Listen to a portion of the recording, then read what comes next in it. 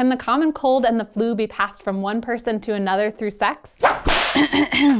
Colds and the flu are so common we can usually diagnose them ourselves and treat them from experience. Coughing, sore throat, sneezing, runny or stuffy noses, feeling achy, congested, and feverish is likely one of 200 viruses that cause the cold, or influenza, the flu virus. The Centers for Disease Control and Prevention estimates that 5 to 20% of us get one of these bugs every year, so it's a very prevalent public health issue with a well-known protocol. Rest, drink lots of fluids, and keep your germs away from others. Cough into your shoulders, wash your hands frequently, stay home from work and school, and no kissing. But what about sex? Can we please have sex? Are the cold and flu sexually transmitted infections? For some of you, the thought of getting it on with a headache and a face of snot isn't appealing enough to care. But for those of you who like regular sex, don't want to wait the week or two until you feel better, and know that coming has healing, pain-relieving benefits, this is for you. The cold and flu are both respiratory infections, meaning their viruses attack the lungs, throat, nose, and mouth. The viruses aren't going to infect the genitals. They're not transmitted by them or the body fluids associated with them.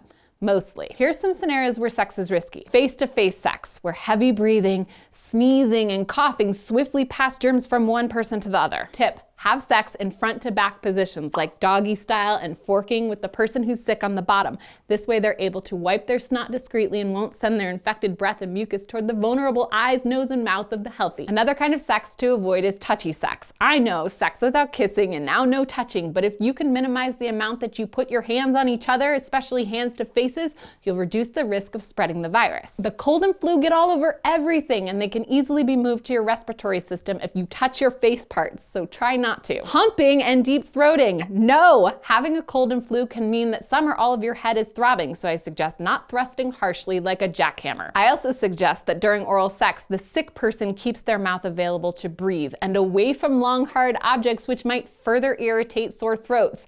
Lick the sick, don't dick the sick. Just a suggestion. Here's one that you might not think of if you're monogamous: V-sex. If you have sex with more than one person, it's possible that one person could transmit the cold or flu to the other by way of your crotch. If someone healthy goes down on someone healthy after someone sick went down on them, they could technically get the cold or flu from sex. I think the biggest sick sex risk is having sex with people who are immunocompromised. A cold or flu might be inconvenient to me, but for some people, like those who are pregnant or who have chronic illnesses, the cold and flu can be very dangerous. For example, if you're playing with someone who doesn't know they're HIV positive, getting a cold could gravely jeopardize their health. Consider mutually masturbating instead, taking showers or just doing it in the shower, getting the flu vaccine and at some point the cold vaccine, which is being developed.